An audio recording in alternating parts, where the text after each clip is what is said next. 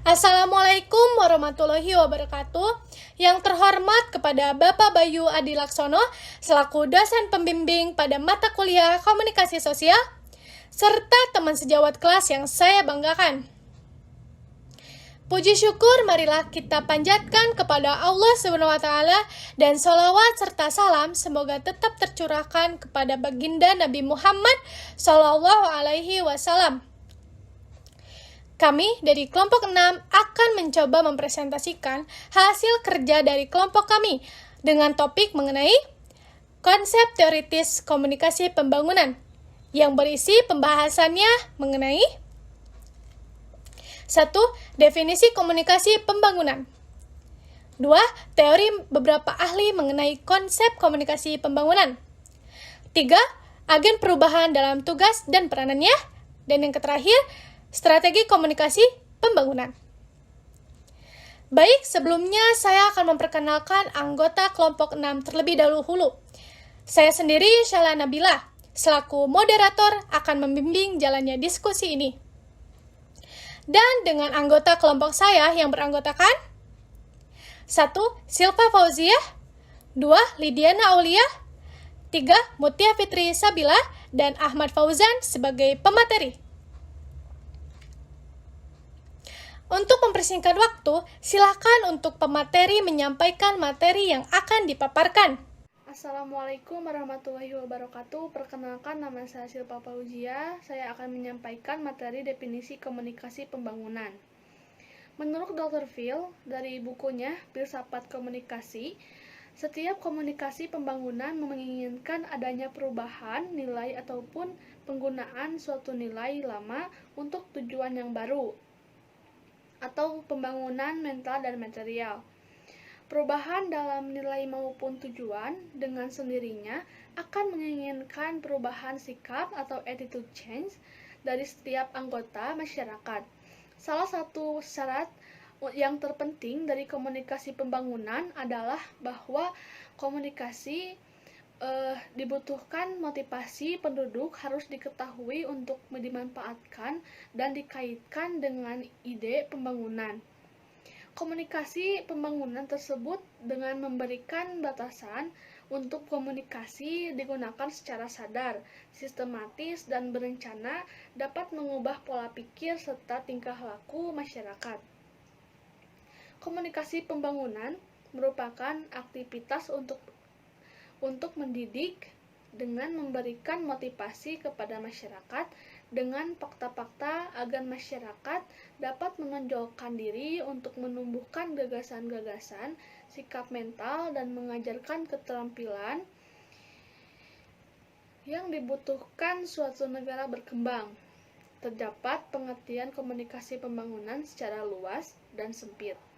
Secara luas, komunikasi pembangunan meliputi pesan dan fungsi komunikasi untuk kegiatan saling bertukar pesan dengan mendapatkan feedback dari pihak yang terlibat. Dengan usaha pembangunan, lalu dimulai dengan perencanaan, pelaksanaan, dan penilaian pada proses pembangunan. Dalam arti sempit, komunikasi pembangunan adalah cara untuk menyampaikan gagasan atau ide, keterampilan, dan kegiatan pembangunan yang bertujuan untuk ditujukan kepada masyarakat luas, dituntut untuk memahami, menerima, dan berpartisipasi langsung untuk melaksanakan gagasan-gagasan yang telah disampaikan. Lalu, yang selanjutnya, teori beberapa ahli mengenai konsep komunikasi pembangunan. Menurut Lerner, dipandang sebagai orang pertama yang melakukan studi mengupas tentang hubungan komunikasi dengan pembangunan. Studinya tersebut diterbitkan dengan judul The Passing of Traditional Society pada tahun 1957. Lerner melakukan studi di 6 negara kawasan Timur Tengah, yaitu Turki, Lebanon, Mesir, Syria, Yordania, dan Iran. Inti dari studi ini menganalisis hubungan antara tingkat urbanisasi dengan tingkat melek huruf dengan menggunakan media massa dan partisipasi masyarakat dalam kegiatan politik. Menurut modernisasi, suatu bangsa dimulai dari terjadinya urbanisasi. Kemudian urbanisasi akan meningkatkan melek huruf, lalu meningkatkan penggunaan media, yang selanjutnya meningkatkan partisipasi politik masyarakat. Sebagai patokan bila suatu negara mencapai tingkat urbanisasi 10%, maka tingkat melek huruf akan sama meningkatkan bahkan hingga mencapai 25%, dan demikian korelasi tertinggi dari konsumsi media adalah dengan tingkat melek huruf. Sedangkan menurut MC Celan dalam studinya yaitu berjudul The Achieving Society tahun 1961, ia berkesimpulan bahwa untuk memajukan suatu masyarakat harus dimulai dengan merubah sikap, mental, attitude para anggotanya. Kebutuhan-kebutuhan tersebut antara lain adalah: yang pertama, kebutuhan untuk mencapai sesuatu; yang kedua, kebutuhan untuk berkuasa; yang ketiga, kebutuhan untuk beraktivitas. Dari hasil studinya memperoleh beberapa kesimpulan, di antaranya adalah: yang pertama, untuk memajukan suatu masyarakat yang harus dimulai dengan mengubah sikap mental atau attitude para anggotanya. Yang kedua, masyarakat yang membangun dan telah maju didorong oleh kebutuhan untuk pencapaian suatu need for achievement melalui berbagai saluran komunikasi yang ada di tengah masyarakat. Yang ketiga, pembangunan ekonomi yang dipengaruhi oleh percaya diri, berorientasi ke depan, dan berkompetisi, menyukai resiko, dan lain sebagainya. Nah, selanjutnya yaitu ada teori studi Wilbur Schramm. Dalam laporannya yang berjudul Mass Media in National Development, The Role of Information in Developing Countries pada tahun 1964, pada pokoknya Schramm mengungkapkan bahwa media massa dapat berperan dalam berbagai hal. Nah, yang paling pokoknya adalah dapat membantu menyebarluaskan informasi mengenai pembangunan, dapat mengajarkan melek huruf, serta keterampilan lainnya yang memang dibutuhkan. Nah, selanjutnya yaitu ada teori Incolers dan Smith. Incolers dan Smith mengungkapkan bahwa dalam teori modernisasi, individu memainkan peran utama. Individu di negara ketiga harus menyosialisasikan ke dalam kepercayaan, nilai, sikap, dan cara kerja yang lebih rasional agar menjadi masyarakat yang modern. Nah, selanjutnya yaitu ada difusi inovasi. Baik, terima kasih kepada pemateri. Selanjutnya saya akan memaparkan materi mengenai difusi inovasi. Pengertian difusi inovasi menurut Everett M. Rogers mendefinisikan difusi sebagai proses di mana suatu inovasi dikomunikasikan melalui saluran tertentu dalam jangka waktu tertentu dari para anggota suatu sistem sosial. Sedangkan inovasi adalah suatu ide, karya, atau objek yang dianggap serta dirasakan oleh anggota suatu sistem sosial yang menentukan tingkat adopsi. Dalam proses adopsi atau penerimaan, kita dapat melihat adanya 5 tahap, yaitu 1. Tahap kesadaran atau penghayatan atau awareness stage.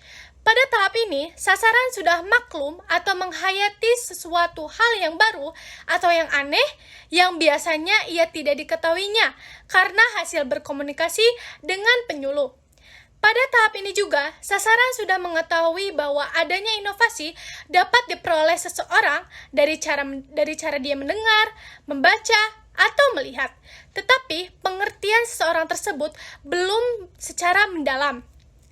2. Tahap minat atau tertarik, interest stage. Pada tahap ini, sasaran mulai ingin mengetahui lebih banyak perihal yang baru tersebut. Ia menginginkan keterangan-keterangan yang lebih rinci lagi. 3. Tahap penilaian atau evaluation stage. Pada tahap ini, sasaran mulai berpikir dan menilai dari keterangan-keterangan perihal yang baru itu. Dan juga, ia akan menghubungkan hal-hal yang baru itu dengan keadaannya sendiri, seperti kesanggupannya, resiko, modal, dan lain-lain. Pada tahap ini, sasaran mulai ada pertimbangan atau penilaian terhadap inovasi dapat dilakukan dari segi teknis, ekonomis, dan sosiologis. 4. Tahap percobaan atau trial stage. Pada tahap ini, sasaran sudah mulai mencoba-coba secara luas. Sering juga terjadi bahwa usaha mencoba ini tidak dilakukan sendiri, tetapi sasaran mengikuti pikiran dan percakapan-percakapannya di lingkungannya. Dalam tahap ini juga sasaran akan mengerti. Jika ia sudah yakin tentang apa yang dianjurkan, maka ia akan menerapkannya secara lebih luas. 5. Tahap penerimaan atau adoption. Pada tahap ini, sasaran sudah yakin akan kebenaran atau keunggulan hal yang baru itu. Maka, ia menerapkan anjuran secara luas dan kontinu. Sekian pemaparan dari saya kembalikan kepada pemateri selanjutnya. Terima kasih kepada moderator. Di sini saya akan menjelaskan materi yang saya bawakan, yaitu Everett M. Roger dan Floyd G. Soulsmaker mengungkapkan bahwa teori diskusi inovasi dalam prosesnya terbagi menjadi 4 tahap. Yang pertama yaitu pengetahuan. Dalam pengetahuan, kesadaran individu akan adanya inovasi dan pemahaman tertentu tentang bagaimana inovasi tersebut berfungsi. Yang kedua, persuasi atau individu yang membentuk sikap setuju atau tidak setuju terhadap bentuk inovasi. Yang ketiga, keputusan individu melibatkan diri pada aktivitas yang mengarah pada pilihan untuk menerima atau menolak inovasi.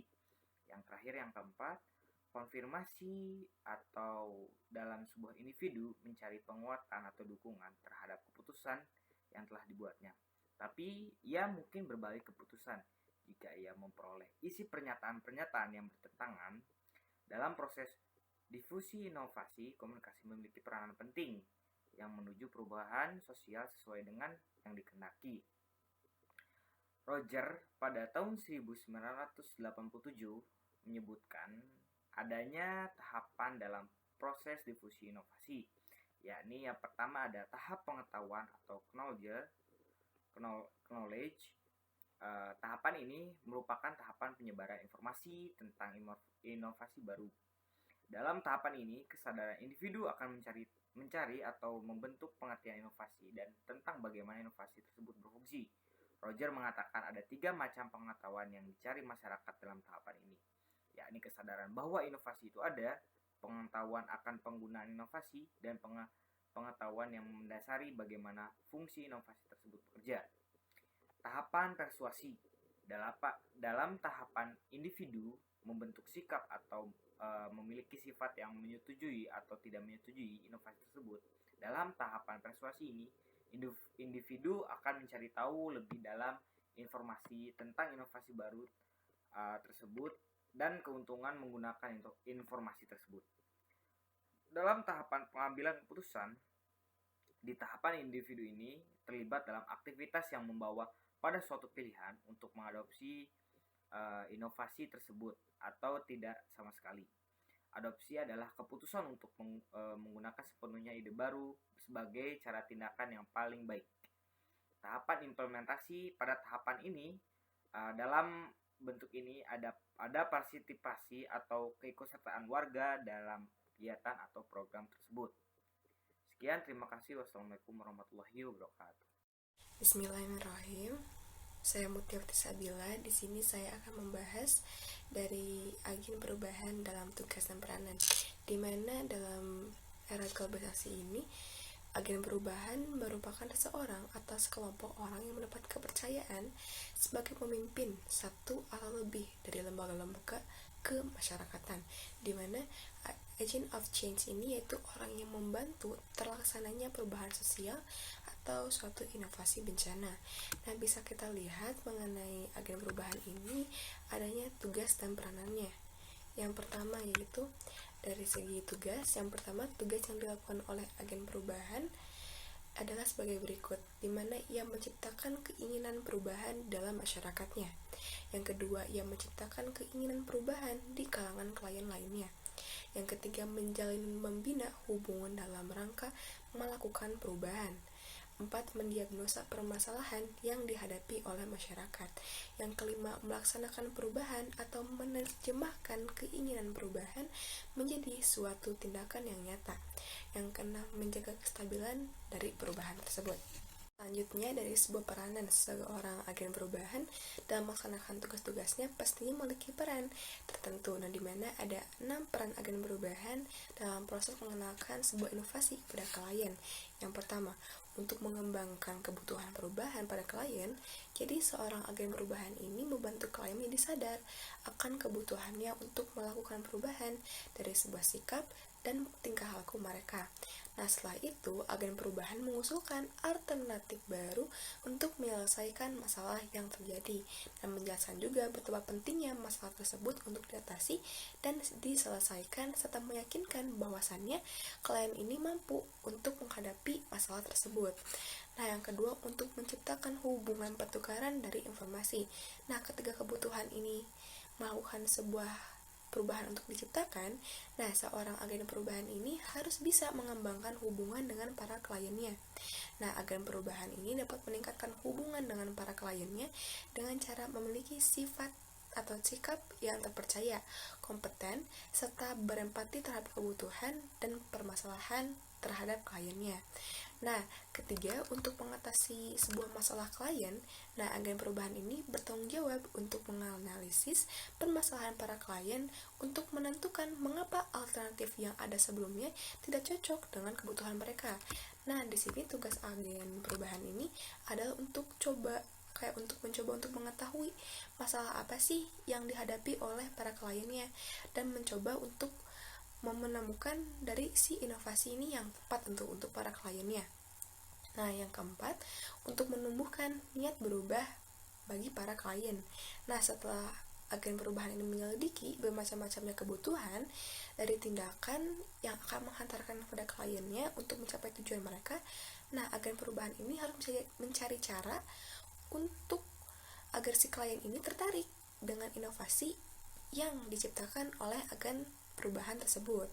Nah, yang kelima, untuk menerjemahkan niat klien ke dalam tindakan agen perubahan.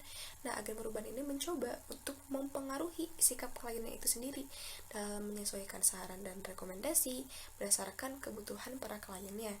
Nah, agen perubahan ini harus melakukan secara aktif dalam menstabilkan perilaku atau tingkah laku baru di kalangan klien tersebut.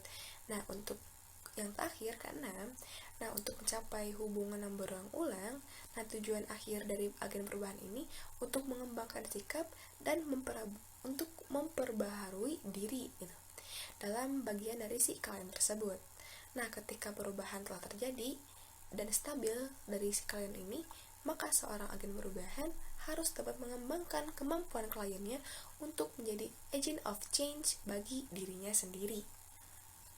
Selanjutnya kita masuk ke pembahasan strategi komunikasi pembangunan. Nah, di mana strategi komunikasi pembangunan ini menurut Academy for Educational Development dan Nasution ada 4 strategi komunikasi pembangunan yang telah digunakan selama ini. Yang pertama, adanya strategi-strategi yang didasarkan pada media yang dipakai. Nah, biasanya komunikator menggunakan media yang disukai dan berada di sekitar mereka. Nah, strategi ini mungkin terbilang teknik yang paling mudah dan paling populer dan tentunya paling kurang efektif karena strategi media ini tipikal dengan memulai rencananya dalam mempertanyakan apa yang dilakukan dan juga media apa yang baik dan murah. Yang kedua, strategi-strategi desain instruksional. Nah, strategi ini biasanya digunakan oleh para pendidik.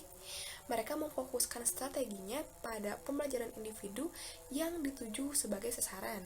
Nah, strategi kelompok ini mendasarkan diri pada teori belajar formal, dan berfokus pada pendekatan sistem untuk mengembangkan materi pembelajaran seperti evaluasi, formatif, uji coba, desain program, dan sebagainya. Nah, para desainer instruksional ini merupakan orang-orang yang berorientasi rencana dan pada sistemnya. Nah, pertama, mereka melakukan sebuah identifikasi mengenai kriteria yang hendak dicapai, kriteria keberhasilan, partisipan, sumber-sumber, pendekatan digunakan, setelah itu ada waktu. Nah, secara tipikal, kegiatan mereka ini dapat digolongkan ke dalam 3 tahapan yang luas dan saling berkaitan, yakni perencanaan, implementasi, dan evaluasi. Nah, selanjutnya ada strategi partisipatori. Nah, dalam strategi ini, prinsip-prinsip penting dalam mengorganisasikan kegiatan adalah kerjasama komunitas dan pertumbuhan pribadi. Nah, yang dipentingkan dalam strategi ini bukannya pada banyaknya berapa informasi yang dipelajari oleh seseorang melalui program komunikasi pembangunan ini, tetapi lebih pada pengalaman keikutsertaan seseorang yang sederajat dalam proses berbagai pengetahuan dan keterampilannya. Nah, selanjutnya ada strategi yang membahas tentang pemasaran strategi pemasaran gitu maksudnya. Nah, ini adalah suatu strategi komunikasi yang sifatnya paling langsung dan terasa bila dilakukan. Nah, dimana dalam prinsip social marketing ini, yaitu teknik pemasaran ini yang tidak hanya lain untuk mencari keuntungan yang diperoleh dari sebuah penjualan, melainkan memfokuskan pada apa sih yang diinginkan oleh konsumen, yang dibutuhkan oleh konsumen dari suatu produk yang diproduksi oleh produsen.